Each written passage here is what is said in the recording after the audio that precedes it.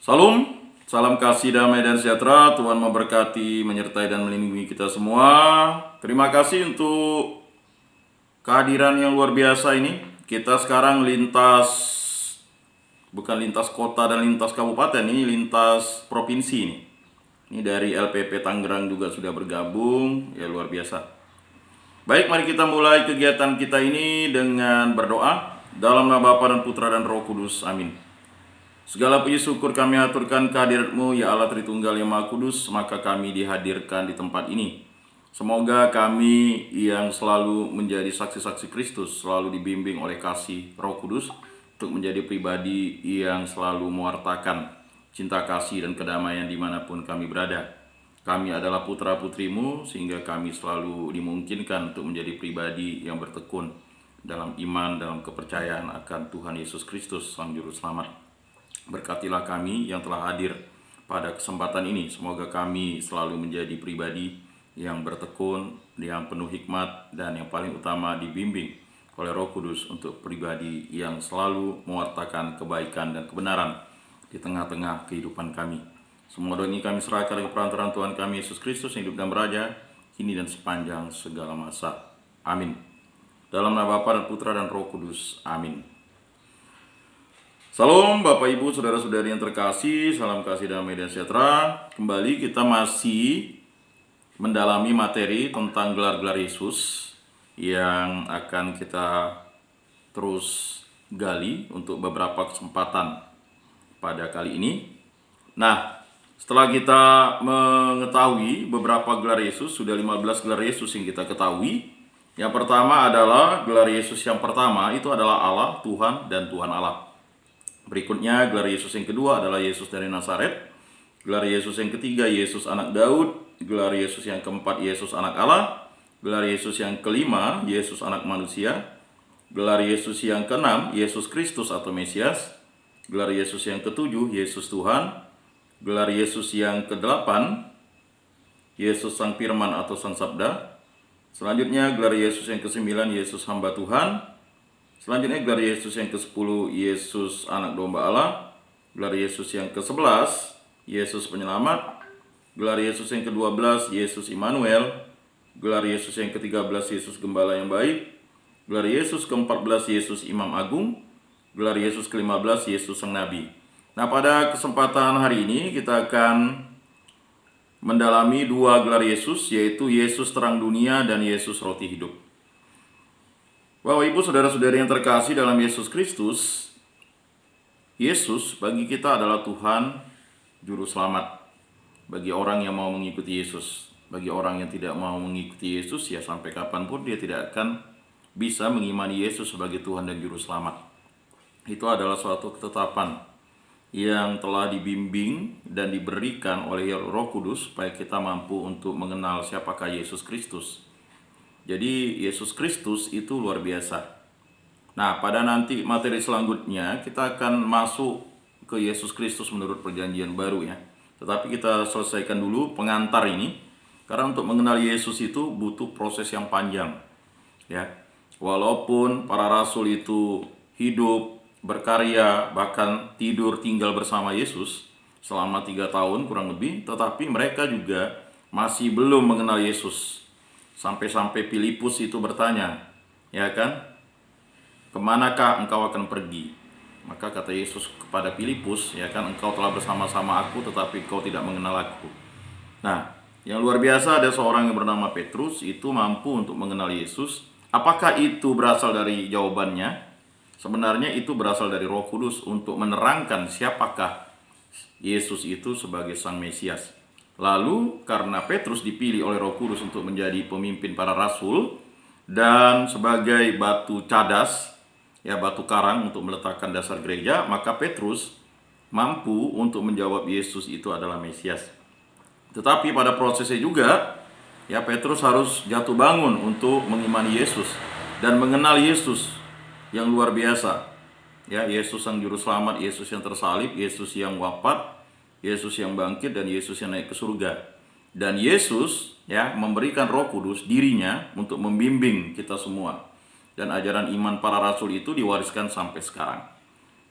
Bapak Ibu, saudara-saudari yang terkasih dalam Yesus Kristus. Nah, gelar Yesus yang ke-16 menurut Kristologi Alkitabiah yaitu Yesus terang dunia. Nah, ini selalu diwartakan oleh Yesus, kamu adalah terang dunia dan kamu adalah geram dunia. Nah, sang terang itu adalah Yesus terang dunia. Ya. Gelar Yesus sebagai terang dunia ini biasa dirayakan oleh umat Kristiani dalam perayaan Natal dan Paskah.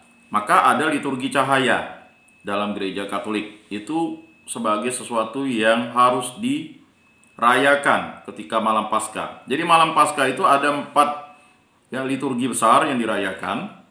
Selain ritus pembukaan, ada yang disebut dengan liturgi cahaya. Ya, liturgi cahaya itu luar biasa. Ya, itu menjelaskan siapakah Yesus itu sebagai terang dunia.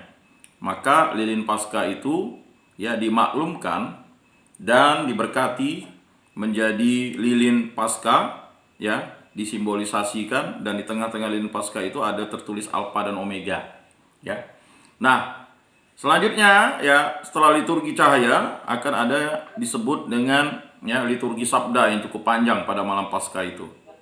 Nah, setelah liturgi Paskah ada liturgi pembaptisan. Jadi semua umat beriman itu kembali diingatkan untuk janji pembaptisan. Nah, biasanya dalam liturgi pembaptisan itu juga para calon katekumenat atau para katekumen itu siap dibaptis kalau tidak ada kendala yang menghalangi. Nah, biasanya seperti itu. Tetapi dalam masa pandemi ini itu biasanya ditiadakan. Tetap ada yang disebut dengan liturgi pembaptisan untuk mengingatkan semua orang yang dibaptis itu bahwa mereka dibaptis karena karya agung Allah. Selanjutnya liturgi yang keempat adalah liturgi Ekaristi. Maka dalam malam Paskah itu cukup panjang memang perayaan yang harus dijalani oleh umat Katolik dan umat-umat Kristen lainnya. Selanjutnya ada ritus penutupan. Nah, kedatangan Yesus bagaikan kedatangan terang yang memasuki kegelapan dan mengusir kegelapan. Nah, itu bisa kita saksikan atau kita baca dalam firman dan sabda Tuhan, terutama dalam Perjanjian Baru. Jati diri Yesus sebagai terang dunia merupakan pewahyuan dari Allah sebagai sumber terang. Pada hari pertama penciptaan, Dia menciptakan terang serta memisahkan terang dari kegelapan. Nah, ini yang kita harus pahami. Dia adalah Alfa dan Omega. Dan Dialah yang menciptakan terang itu. Dia memisahkan terang dari kegelapan.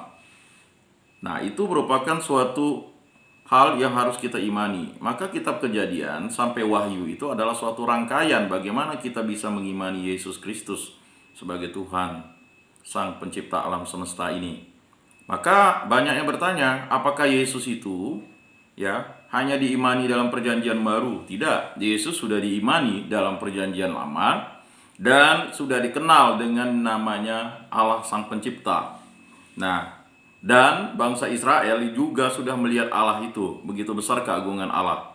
Dan terutama yang melihat Allah itu sendiri adalah Nuh, Abraham, Bahkan kita tahu manusia prasejarah Henokh itu sudah bergaul dengan Allah, dan Henokh itu diangkat Allah ke dalam kerajaan surga. Nah, selanjutnya kita tahu bahwa dalam kisah Perjanjian Lama itu diterangkan bagaimana orang-orang yang kudus di hadapan Allah itu bisa langsung menuju kerajaan Allah, seperti Nabi Elia. Dia diangkat dengan kereta kencana, kereta api, dibawa Allah untuk menuju ke kerajaan surga. Walaupun itu kereta api, tetapi Elia yang kudus tidak terbakar apapun. Tetapi bagi orang yang tidak kudus, api itu bisa membakar. Sama seperti Sodom dan Gomora. Jadi terang itu bagi orang yang berdosa itu akan membakar. Sedangkan bagi orang yang kudus justru terang itu adalah cahaya dari Allah yang semakin menjadikan pribadi yang kudus itu adalah bersatu dengan Allah. Nah, itu yang harus dipahami. Jadi maka sebagai orang Kristiani kita paham bahwa baptis itu adalah rahmat pengudusan bagi kita. Kalau kita menyia-nyiakan mutiara itu sama seperti mutiara yang masuk ke mulut babi dan masuk ke mulut anjing. Masuk ke mulut babi dikoyak-koyak, masuk ke mulut anjing akan digigit. Nah, itu yang dikatakan Yesus. Jadi bapak-bapak, ibu-ibu, saudara-saudari yang terkasih, sebagai pengikut Kristus, ketika kita menyia-nyiakan rahmat baptisan kita, maka kita akan menjadi kutukan bagi diri sendiri dan orang lain. Kalau kita melakukan kejahatan, berarti kita menjadi kutuk bagi diri kita dan orang lain. Kalau kita tidak mengalahkan kejahatan, ya, kalau kita tidak tunduk kepada Allah melawan iblis, ya kan, kita akan menjadi kutukan. Maka kita harus tunduk kepada Allah, kita harus melawan iblis itu, ya, maka dia akan lari daripadamu. Jadi iblis itu akan lari daripada kita kalau kita mau tunduk kepada Allah. Nah, tunduk kepada Allah berarti kita harus melakukan perintah Allah. Perintah terang itu, perintah Yesus Kristus, perintah Roh Kudus. Ya. Maka selalu dikatakan dan menjadi suatu inspirasi kita. Ya, berdosa kepada Bapa dan Anak, dosamu diampuni, tetapi kalau kamu berdosa kepada Roh Kudus, dosamu tidak akan diampuni. Maksudnya, ketika kita sudah pada akhir hidup kita dan kita berhadapan semuka dengan Yesus Kristus, kita akan diadili seturut dengan perbuatan kita. Tetapi kalau kita tidak mohon ampun dan kita tidak mendapat rahmat pertobatan dari Allah, sia-sialah ya kita akan menjadi manusia yang mati, yang tidak akan berjumpa dengan Allah selama-lamanya. Nah, bapak-bapak, ibu-ibu, saudara-saudari yang terkasih, jati diri Yesus sebagai terang dunia merupakan pewahyuan dari Allah sebagai sumber terang pada hari pertama penciptaan. Nah, inilah wahyu. Maka kitab Kejadian itu sebagai wahyu pertama, ditulis pertama menjadi kitab, ya, disebut kitab Kejadian, karena ini wahyu, firman dan sabda Allah, dan nanti ditutup dengan wahyu kepada Yohanes, kitab Wahyu. Nah, untuk memahami ya kitab Kejadian ya sampai menuju ke kitab Wahyu, ya kita harus mengikuti prosesnya. Ya. Proses dari firman dan sabda Tuhan itu harus kita ikuti, harus kita baca dengan seksama dan kita renungkan. Maka untuk merenungkan itu tidak mungkin hanya bisa dengan seumur hidup kita, tetapi kita harus menjadi ya terang dan garam. Maka kita harus menjadi terang dan garam untuk memahami firman dan sabda Tuhan itu. Nah, bapak-bapak, ibu-ibu, saudara-saudari yang terkasih, nah itu merupakan suatu ketetapan bagi kita. Nah, Dia menciptakan terang serta memisahkan terang dari kegelapan. Matahari dan benda-benda penerang baru diciptakan pada hari yang keempat. Jadi, apa yang dimaksud dengan penciptaan terang pada hari pertama, sedangkan matahari dan benda-benda penerang baru diciptakan pada hari yang keempat. Jadi, Allah ya yang menciptakan terang itu, nah, sebagian atau banyak orang memahami itulah para malaikat yang diciptakan itu. Jadi dari kegelapan, dari tidak ada menjadi ada. Ya.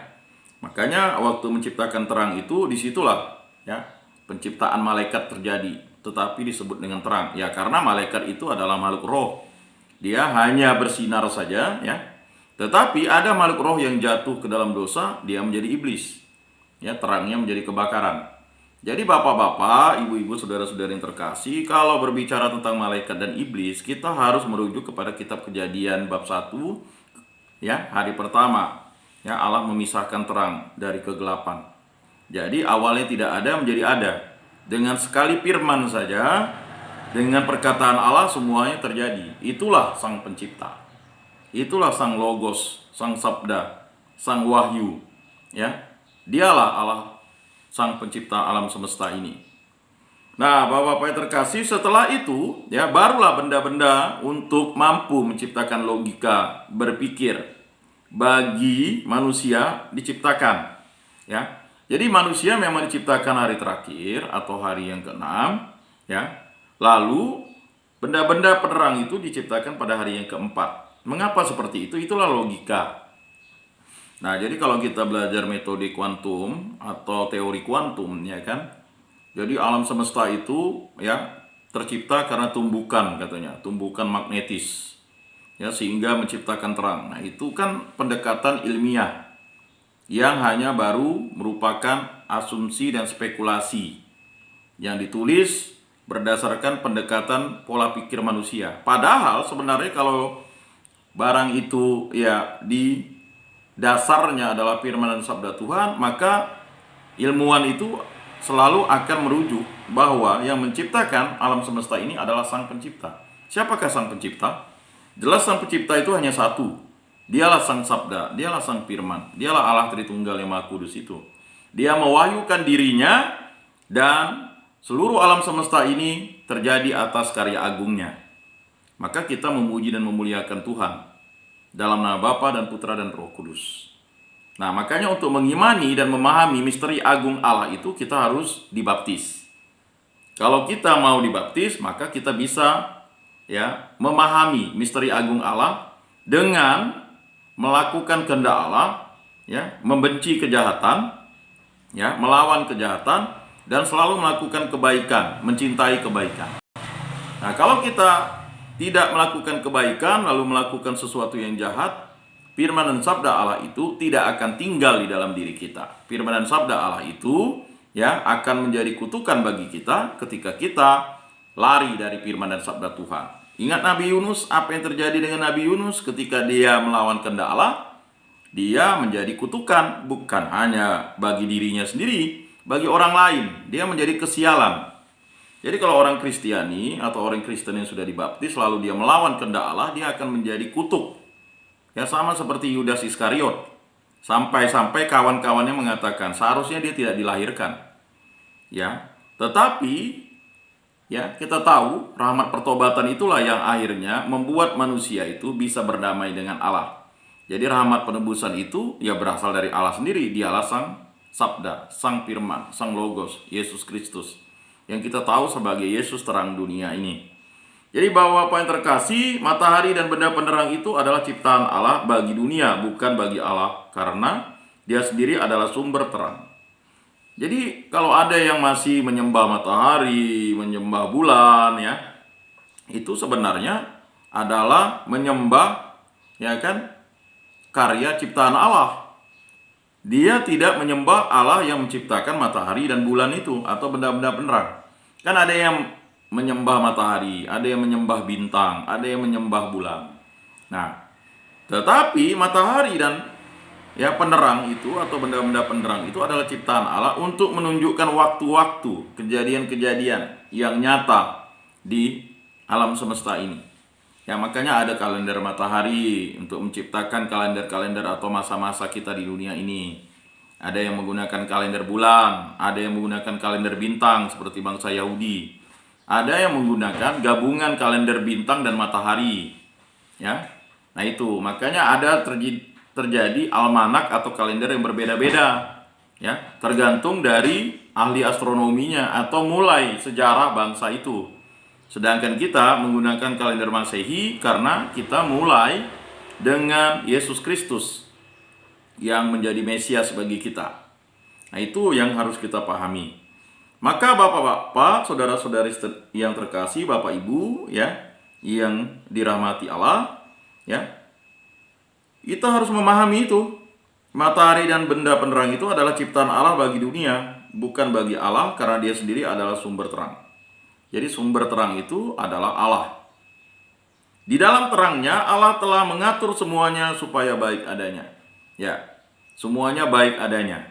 Semua yang diciptakan Allah itu adalah baik adanya. Yang menjadi tidak baik adalah ketika benda-benda itu disembah. Dan menjadi tidak baik ketika manusia sombong, tidak mau memuji dan memuliakan Allah, tidak mau melakukan kehendak Allah. Nah itu yang menjadi tidak baik. Pohon yang baik menghasilkan buah yang baik, pohon yang buruk menghasilkan buah yang buruk. Artinya yang berasal dari sang baik tetaplah baik adanya. Sedangkan yang berasal dari sang buruk, yaitu iblis, buruk adanya. Bapak-bapak, saudara-saudari yang terkasih, ibu-ibu, maka mari kita merenungkan itu setiap saat, setiap waktu. Di dalam terangnya Allah telah mengatur semuanya supaya baik adanya. Di dalam Allah ada terang yang menuntun jalan, memberi kekuatan dan membawa keselamatan, seperti tertuang dalam Mazmur 27 ayat 1. Tuhan adalah terangku dan keselamatanku. Kepada siapakah aku harus takut? Tuhan adalah benteng hidupku. Terhadap siapakah aku harus gemetar? Jadi Mazmur 27 ayat 1 itu justru menguatkan kita. Menuntun kita. Tuhan adalah terangku dan keselamatanku. Kepada siapakah aku harus takut? Tuhan adalah benteng hidupku. Terhadap siapakah aku harus gemetar?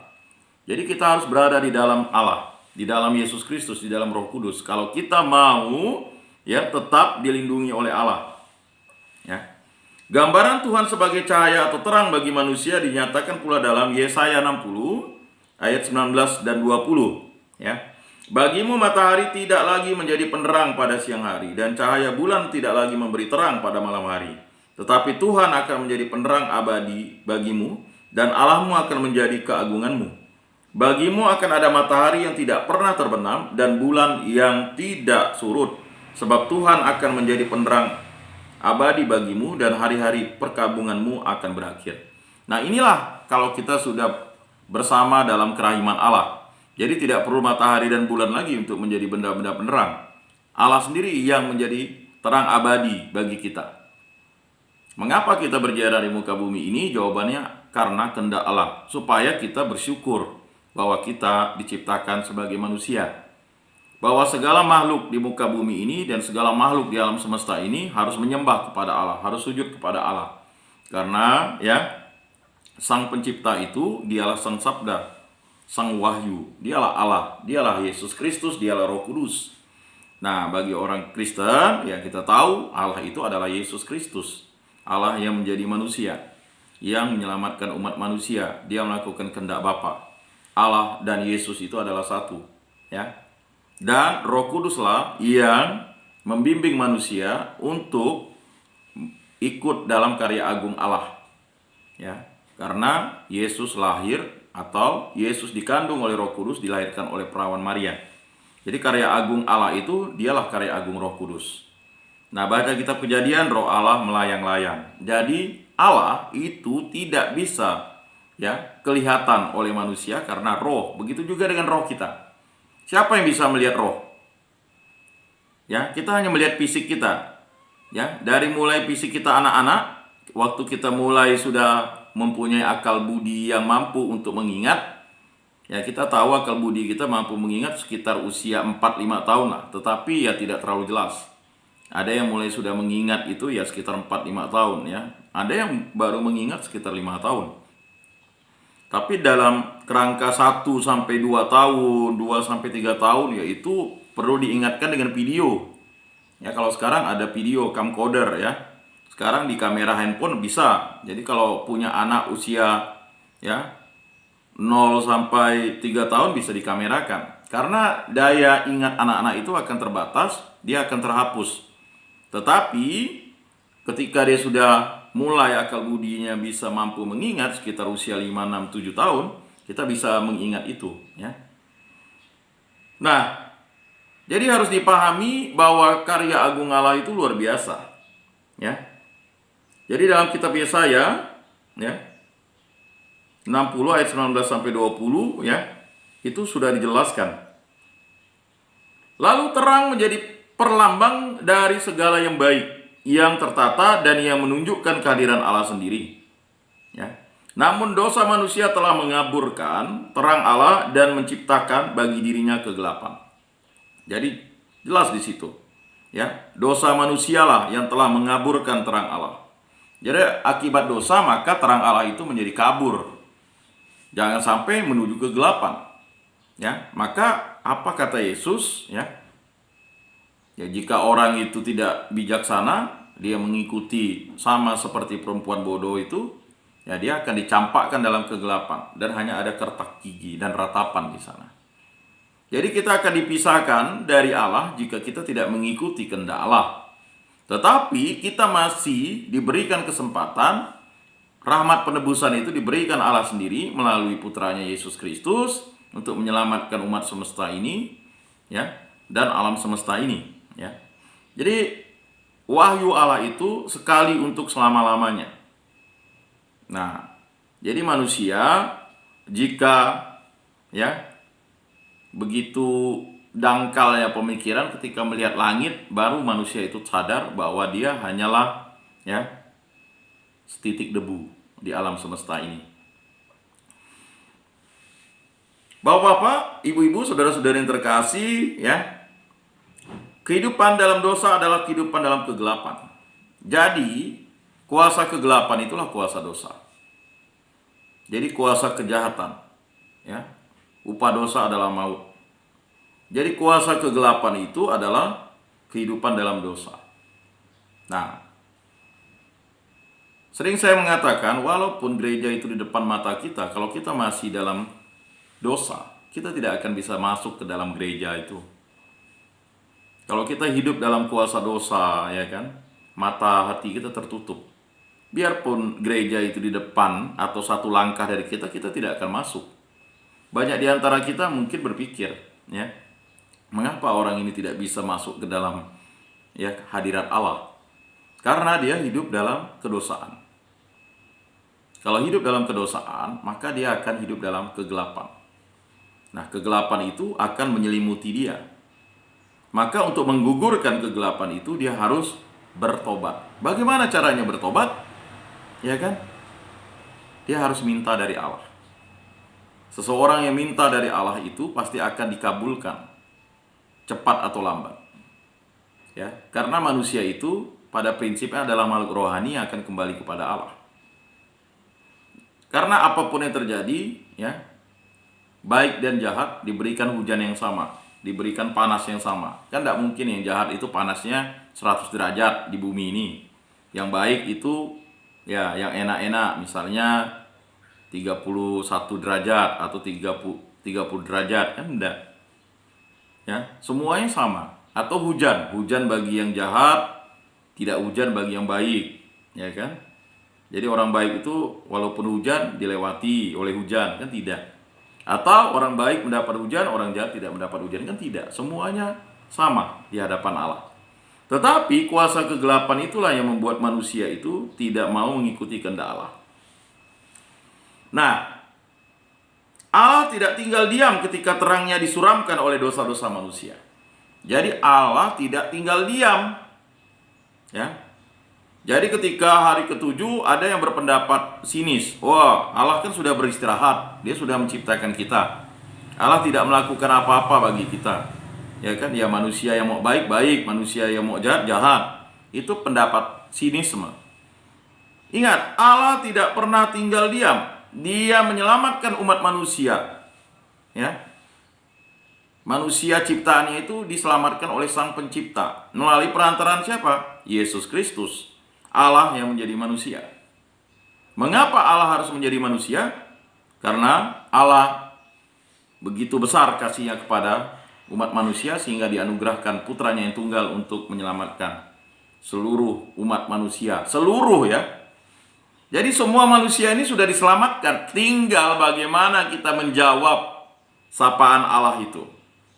Jadi Allah yang Esa itu, dialah Yesus Kristus, dialah Roh Kudus. Tetapi kalau tidak mau hidup baru, ya walaupun sudah diselamatkan, mereka harus dibaptis. Ya, dibaptis dalam nama Bapa dan Putra dan Roh Kudus. Mengapa? Karena berkat itu ya harus tinggal di dalam diri manusia. Maka kita perlu dibaptis, kita perlu ya hidup dalam persekutuan. Makanya kalau kita hidup menggereja itu kan kita dikuduskan. Liturgia. Karena gereja itu menguduskan. Siapa yang menguduskan? Tuhan Allah, Yesus Kristus, Roh Kudus. Lalu ada pewartaan, kerikma. Mengapa kita harus ke gereja? Ada pewartaan. Pewartaan apa? Kabar baik, sukacita. Ya. Pewartaan yang baik dan benar. Pewartaan dari jalan, kebenaran dan hidup. Dialah Sang Sabda. Maka Yesus mewartakan kerajaan Allah dan menyerukan pertobatan. Itulah kerikma namanya. Yesus yang menguduskan, dialah liturgia. Ya. Yesus yang mewartakan, dialah kerikma. Jadi kita sebagai murid Yesus ya harus mewartakan. Tidak boleh kita tidak mewartakan firman dan sabda Tuhan hanya untuk kita. Itu sama seperti ya orang yang menyembunyikan talenta dan memendamnya ke dalam tanah. Jadi sudah disampaikan firman Tuhan, bukan disampaikan lagi ke satu orang atau ke banyak orang. Justru kita pendam, kita anggap tidak perlulah menyampaikan. Yang baik itu harus kita sampaikan, bapak-bapak, ibu-ibu, saudara-saudari yang terkasih. Nah, lalu ada yang disebut koinonia, persekutuan. Mengapa kita dikumpulkan? Ya, baik dalam misa atau kebaktian. Ya, karena kita bersekutu dalam Kristus Yesus. Dan kita ikut pembinaan karena kita bersekutu. Jadi Ya, cintailah Tuhan Allahmu dengan segenap hatimu, dengan segenap jiwamu, dengan segenap akal budimu. Jadi kita itu dibimbing terus-menerus untuk ya memahami sang firman itu dengan akal budi. Akal budi ya, dengan kerendahan hati ya, kita mau mengimani Yesus Kristus. Belajar terus-menerus, ya kan? Karena kita dihajar dan diajar. Dihajar ya. Jadi kita tahu bangsa Israel itu dihajar. Kata dihajar itu bukan dihajar untuk dimusnahkan, tetapi dihajar dengan peringatan-peringatan ya, untuk tetap setia kepada Allah. Lalu diajar, kita dibimbing, dilindungi, disertai. Ya kan? Tuhan memberkati, menyertai dan melindungi kita. Karena yang paling utama adalah berkat dari Allah. Ya. Bagaimana Nabi Nuh itu menyongsong ya berkat dari Allah. Ketika sudah 40 hari mereka bisa selesai ya air bah itu dan mereka turun, apa yang dilakukan Nabi Nuh? Ya kan? Dia meminta berkat dari Allah. Begitu juga dengan Abraham, dia meminta berkat dari Allah. Begitu juga dengan Ishak, dia meminta berkat dari Allah. Begitu juga dengan Yakub, ya. Dia meminta berkat dari Allah. Caranya masing-masing unik. Kalau Yakub apa yang terjadi? Berkat dari Allah itu memang ya, secara prinsipnya Yakub itu mencuri berkat dari Ishak. Tetapi sebenarnya yang dimaksud itu adalah ya, berkat yang terus mengalir itu didapat dari akal budinya. Karena apa? Karena kesalahan Esau yang telah menukar hak kesulungan dengan kacang merah.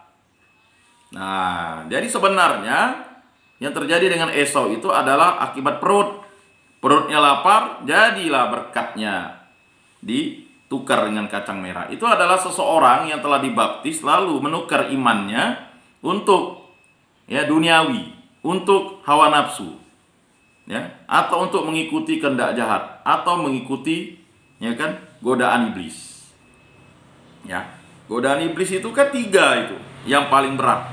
Maka sampai Tuhan Allah pun dicobai oleh iblis ketika sudah ya berpantang ya, tidak makan dan tidak minum, berpuasa selama 40 hari di padang gurun, merubah batu menjadi roti. Ya kan? Itu kan makanan. Kalau Esau menukarkan kacang merah yang dimasak oleh Yakub. Ya kan? Lalu Esau lalu marah, salah dia udah menukar hak kesulungannya. Bagaimanapun keunikan berkat itu mengalir ke Yakub. Ya. Ditambah lagi Yakub itu dekat dengan ibunya. Nah, makanya hormatilah ibu bapakmu. Ya kan? Jadi kalau orang yang menghormati ibu bapaknya, sedangkan Esau itu kan cuek-cuek dengan mamanya. Ya, merasa dia itu jago, hebat, bisa berburu, bisa mendapatkan banyak buruan karena dia pandai memanah dan sebagainya. Nah, beda dengan Yakub, ya. Dia memasak, mengerjakan pekerjaan-pekerjaan yang dianggap hina bagi kaum lelaki, memasak. Ini banyak di antara kita mungkin mau pekerjaan yang ya macho, lelaki, ya kan? Tetapi justru menghancurkan hidup kita. Ya. Jadi bapak-bapak, ibu-ibu, saudara-saudari yang terkasih itu harus dipahami. Jadi berkat itu mengalir, ya. Dan berkat itu ya harus juga dibayar dengan penebusan dosa Yakub dengan berubah namanya menjadi Israel. Ya kan? Yakub itu kan bergulat dengan Allah. Sebenarnya dimaksud bergulat dengan Allah, dia itu ya diampuni Allah dosanya. Jadi kalau kita dimenangkan oleh Allah, siapa sih yang memenangkan Yakub? Ya Allah. Nah, banyak yang suka mempelintir ayat itu. Yakub ya bergulat dengan Allah dan menang katanya. Sebenarnya tidak begitu. Yang memenangkan Yakub itu adalah Allah, karena ya dia sudah diberikan rahmat pengampunan oleh Allah. Jadi yang memenangkan jiwa kita adalah Allah. Siapa yang memenangkan jiwa kita? Yesus Kristus. Ya. Nah, bapak-bapak, ibu-ibu, saudara-saudari yang terkasih itu harus dipahami. Maka Nabi Yesaya bernubuat, bangsa yang berjalan di dalam kegelapan telah melihat terang yang besar. Mereka yang diam di negeri kekelaman, atasnya terang telah bersinar. Yesaya 9 ayat 1. Nah, ini beberapa tahun yang lalu dijadikan tema Natal, ya, bersama antara PGI dan KWI, sehingga ya, umat Katolik dan umat Kristen, ya, artinya ya saling bersatu padu, ya sama kan, kita kan pengikut Kristus. Jadi banyak juga harus dipahami itu, ya. Tetapi di negara ini ya nomenklaturnya dibuat berbeda, ya, karena memang dogmanya berbeda, ya, yaitu tergantung gereja masing-masing. Jadi seperti itu. Nah, dipahami nubuat Nabi Yesaya oleh penginjil Matius dipahami sebagai nubuat terhadap kedatangan Yesus sebagai terang. Nah, ini yang Matius sampaikan. Ya, tanah Jebulon dan tanah Naftali, jalan ke laut, daerah seberang sungai Yordan, Galilea, wilayah bangsa-bangsa lain, bangsa yang diam dalam kegelapan, telah melihat terang yang besar, dan bagi mereka yang diam di negeri yang dinaungi maut, telah terbit terang. Matius 4, ya, ayat 15-16. Jadi sebenarnya terang itu untuk semua bangsa. Cuman Matius itu menulis sesuai dengan pengetahuannya. Yesus adalah terang dunia. Dalam pembukaan Injil Yohanes disampaikan bahwa Yesus Kristus yang sehakikat dengan Allah adalah Sang Firman yang terlibat dalam penciptaan. Ya, di dalam Dia ada hidup, dan hidup itu adalah terang manusia. Yesus sebagai terang telah datang ke dunia. Terang itu bercahaya di dalam kegelapan, dan kegelapan itu terang itu bercahaya di dalam kegelapan, dan kegelapan itu tidak menguasainya. Datanglah seorang yang diutus Allah, namanya Yohanes. Ia datang sebagai saksi untuk memberi kesaksian tentang terang itu, supaya oleh dia semua orang menjadi percaya. Ia bukan terang itu, tetapi ia harus memberi kesaksian tentang terang itu. Terang yang sesungguhnya yang menerangi setiap orang sedang datang ke dalam dunia. Yohanes 1 ayat 5-9. Nah, jadi ini menjelaskan bagaimana Yohanes Pembaptis itu harus, ya, menjelaskan tentang terang itu. Maka Yesus, ya, kan banyak orang ingin memutarbalikkan fakta. Ya, Yesus jadi baptis Yohanes, kan begitu. Sebenarnya itulah perwujudan bagaimana ya Allah yang merendahkan dirinya menjadi manusia, mau menjadi manusia dan sudi menjadi manusia karena dosa-dosa manusia. Ya, makanya rahmat pengampunan itu diberikan dengan sakramen baptis. Jadi Yohanes Pembaptis itu melaksanakan kehendak Allah, ya kan? Jadi Yesus mengikuti kehendak Allah. Dengan pembaptisan yang dilakukan oleh Yesus menjelaskan siapakah Yesus itu, siapakah Allah itu, dan siapakah Roh Kudus itu. Nah, di situ kita mendapat jawaban yang jelas dan konkret. Jadi sebagai orang Kristen mau bertanya apa lagi sih? Ya, mungkin pertanyaannya memang banyak yang menjebak kita karena kita tidak mau merenungkan, merefleksikan mengapa Yesus harus dibaptis oleh Yohanes. Padahal Yohanes itu manusia, Yesus itu Allah. Ya, Allah itu mau merendahkan diri sebagai manusia. Dan Allah yang merendahkan diri sebagai manusia itu adalah Yesus Kristus. Dan dalam baptis di sungai Yordan itu Yesus menjelaskan dirinya. Ada suara dari surga, suara dari atas. Inilah anak yang kuurapi, kan gitu. Jadi itu menerangkan bahwa Yesus berasal dari Allah. Dan ya, Roh Kudus berupa ya nyala api dan murung merpati itu ya berada di Yesus Kristus. Nah, itulah lambang bahwa Allah Tritunggal yang Maha Kudus itu melambangkan dirinya sebagai satu kesatuan. Ya, Allah Bapa, Putra, dan Roh Kudus.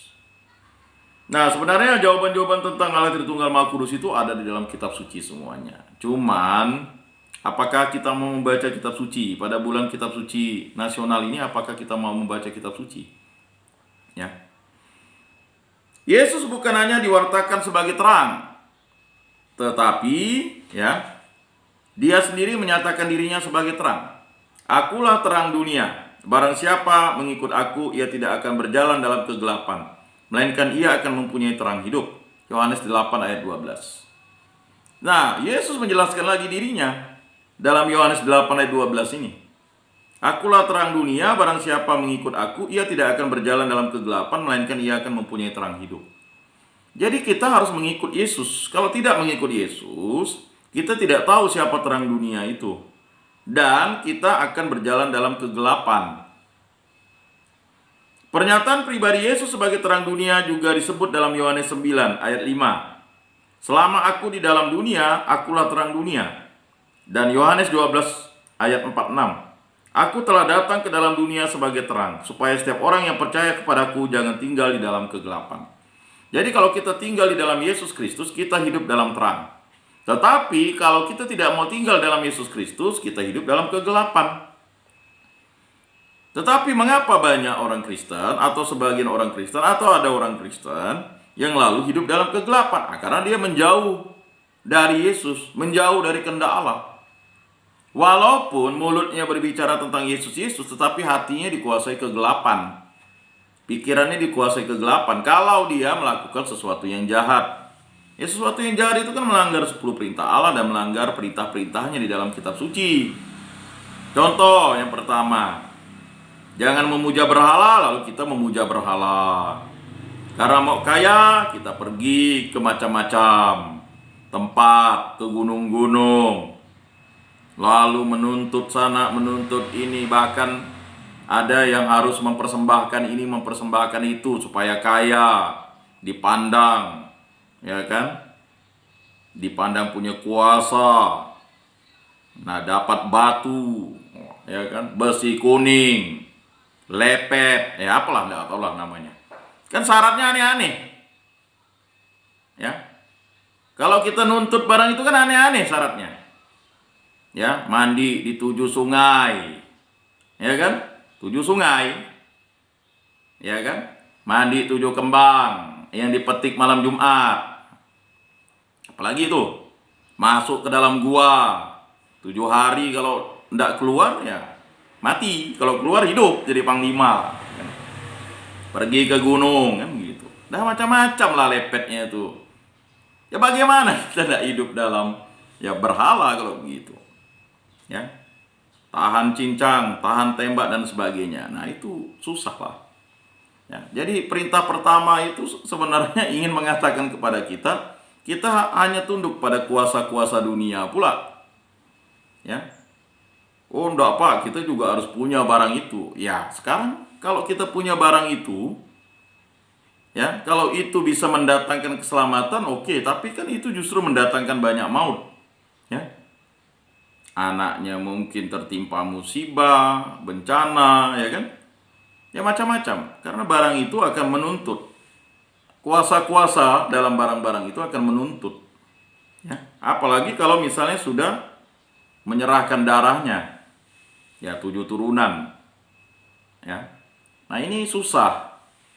Jadi perintah pertama jangan menyembah berhala itu adalah sesuatu hal yang utama.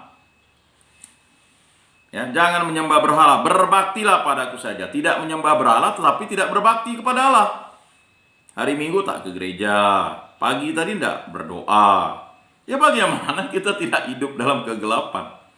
Memang tidak menyembah berhala, punya agama, ya kan? Agamanya Katolik, agamanya Kristen. Tetapi ya tidak berbakti. Jangan kena berdoa. Atau pergi ke gereja tapi kehidupannya ya tadi. Perintah pertama tuh berat ya. Ya, sebagai orang Kristen tetapi pergi ke dukun, ya kan? Tidak berbakti kepada Allah. Dan cintailah aku lebih dari segala sesuatu. Nah, mencintai Allah lebih dari segala sesuatu. Ini merupakan sesuatu hal yang harus diikuti. Ya tidak bisa perintah pertama itu lalu hanya satu saja dilaksanakan. Dia komplit tuh. Itu sudah termaktub di dalam perjanjian lama. Ya. Jangan menyembah ilah-ilah lain, kan begitu. Jadi ketika kita sudah dibaptis, ya, kita harus menjadi pribadi yang tunduk kepada Allah, setia kepada Allah, mencintai Allah. Cintailah Tuhan Allahmu dengan segenap hatimu, dengan segenap jiwamu, dengan segenap akal budimu, dan cintailah sesama manusia seperti diri sendiri. Nah itu, Maka kalau perintah pertama itu sudah tidak kita laksanakan, ya perintah kedua ya pastilah kita akan menghujat Allah. Ya kan? Bagi bangsa Israel itu kan jangan menyebut Tuhan Allahmu tidak dengan hormat. Karena kalau bangsa Israel itu menyebut Tuhan itu bukan langsung ya. YHWH, Yahweh, Adonai, ya kan? Elohim. Makanya ketika Yesus mengatakan dirinya adalah Bapa, Yesus mau dirajam pakai batu. Tetapi sebagai orang Kristen kita tahu bahwa Allah itu adalah Bapa. Dia adalah Putra, Dia adalah Roh Kudus. Jadi sebagai orang Kristen kita diberkati untuk menyebut, mewartakan nama Allah dalam persekutuan hidup kita. Maka pelayanan-pelayanan kita selalu untuk kemuliaan Bapa, Putra, dan Roh Kudus. Kemuliaan kepada Bapa dan Putra dan Roh Kudus seperti pada permulaan, sekarang, selalu, dan sepanjang segala abad. Nah, itulah doa kemuliaan. Ya. Maka kita bisa bersaksi martiria itu tadi. Maka kalau perintah pertama, perintah kedua itu. Begitu juga perintah ketiga, kuduskanlah hari Tuhan. Setiap hari itu hari Tuhan. Dalam kitab Kejadian itu kan hari pertama, kedua, ketiga, keempat, kelima, keenam, ketujuh. Ya kan? Nah, ada 7 hari di situ.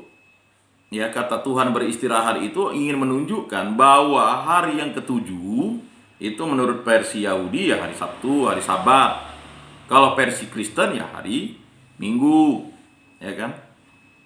Bagaimana mau ditentangkan? Ya agama Yahudi ya berbeda dengan agama Kristen, ya kan? Walaupun ada Kristen aliran tertentu yang mau beribadat di hari Sabtu, ya itu urusan pribadinya lah, eskatologinya lah.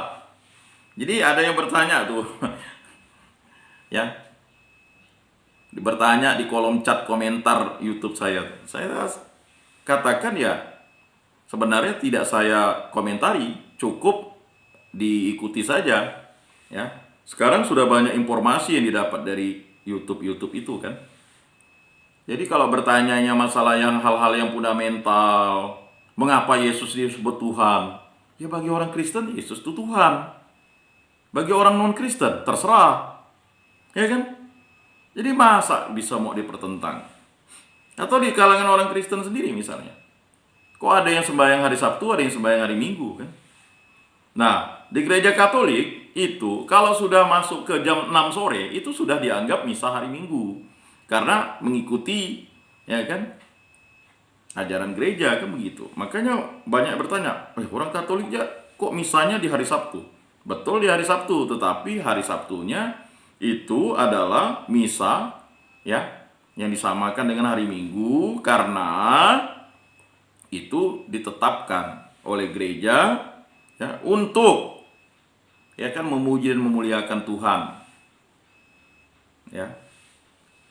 Jadi kalau misalnya Bapak, Ibu, saudara-saudari yang terkasih ya sebagai orang Kristen tidak percaya Yesus sebagai Tuhan, ya sia-sialah iman kita. Masih bertanya Yesus kok Tuhan? Kok begitu?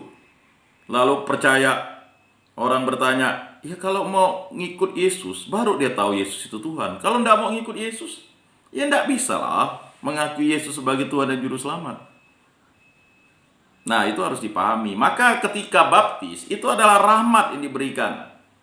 Ya, rahmat yang pertama kita boleh menyebut Tuhan itu Bapa, karena kita diangkat menjadi putra putri melalui Kristus Yesus. Lalu kita yang kedua menjadi murid-murid Kristus. Yang ketiga kita adalah kenisa Roh Kudus. Ya. Yang keempat kita adalah ciptaan baru. Yang kelima kita memperoleh karunia keselamatan. Nah itu. Maka kalau kita menyia-nyiakan itu sama seperti orang yang menyia-nyiakan mutiara yang masuk ke mulut babi atau mulut anjing. Ya.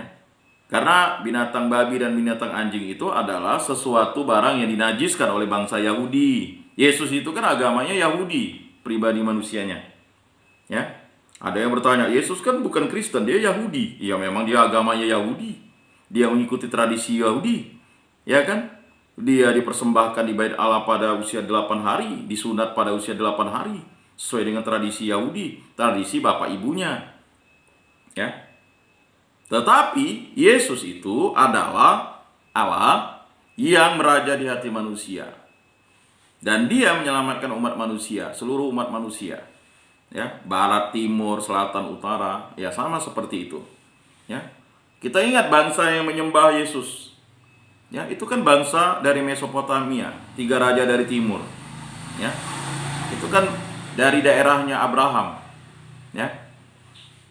Siapa namanya? Ya kan? Melpikol, Batasar, dan siapa tuh? Ya kan? Nah, itu kan ada namanya itu. Ya.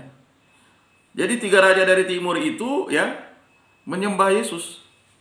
Berarti ketika menyembah Yesus itu berarti dia tunduk kepada Allah. Nah, itu harus dipahami. Jadi Bapak yang terkasih, itu perintah yang pertama tadi kan, dan perintah yang kedua, perintah yang ketiga. Nah, perintah yang keempat, hormatilah ibu bapakmu. Nah, ini agar lanjut usiamu, panjang umurmu. Jadi Bapak-bapak, ibu-ibu, saudara-saudari yang terkasih, perintah 1, 2, 3, 4 itulah cinta kepada Tuhan. Karena kita berasal dari ibu dan bapak. Ya kan tidak ada yang lahir dari batu kan, tiba-tiba muncul cemplung gitu. Ya, pasti punya ibu, punya bapak, ya kan. Tetapi persoalannya apakah kenal tidak dengan ibunya, kenal tidak dengan bapaknya, kan begitu. Ada ibu bapak biologis, ada ibu bapak yang membesarkan kita, yang mungkin diangkat, diadopsi. Tetapi tetap semua orang itu punya ibu, punya bapak. Dia punya keluarga. Ya.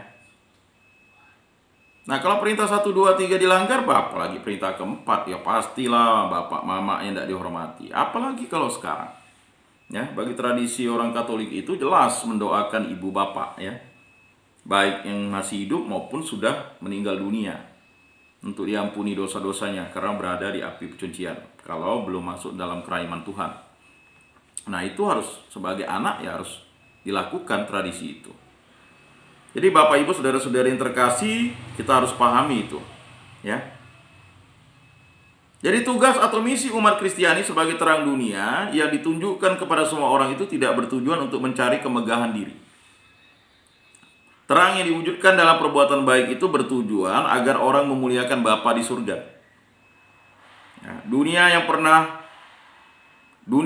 penuh dengan kejahatan dan kegelapan dosa seolah-olah terasa hampir menelan segala perbuatan baik. Namun demikian, penginjil Yohanes memberi kepastian bahwa terang itu bercahaya di dalam kegelapan dan kegelapan itu tidak menguasainya. Yohanes 1 ayat 5. Jika kita umat Kristiani yang dipanggil untuk menjadi terang dunia dengan tekun berupaya memancarkan terang Yesus sebagai terang Allah sendiri, maka kegelapan dosa tidak akan mampu menguasainya. Tunduklah kepada Allah, lawanlah iblis, dia akan lari daripadamu. Jadi, sebagai orang Kristiani, kita itu diberikan karunia yang luar biasa untuk menjadi pribadi yang penuh cinta kasih. Kalau kita tidak melakukan cinta kasih, berarti kita menjadi kutukan bagi diri kita dan orang lain.